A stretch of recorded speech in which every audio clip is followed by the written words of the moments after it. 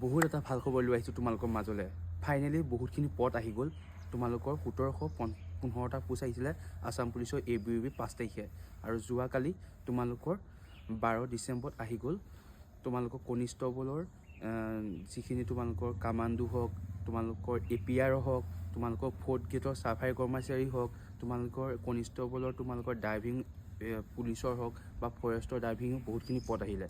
এতিয়া বহুতে কৈ আছে ইমান কম পষ্ট আহিছে দাদা, বহুতে কৈ আছে কামাণ্ডোত কিমান ভেকেঞ্চি আহিছে।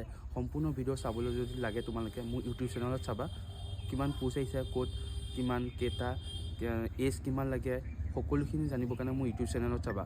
আৰু এতিয়া মই এটা কথাই কৈছোঁ, পোষ্ট বাঢ়ি যাব পাৰে, এংগেজ তোমালোকৰ পুতুকতে বাঢ়ি যাব পাৰে, কাৰণ বহুতখিনি 2300 কিমানটা প্লাছ ভেকেঞ্চি আহিছে। 5000 দিম বুলি কৈছিলে।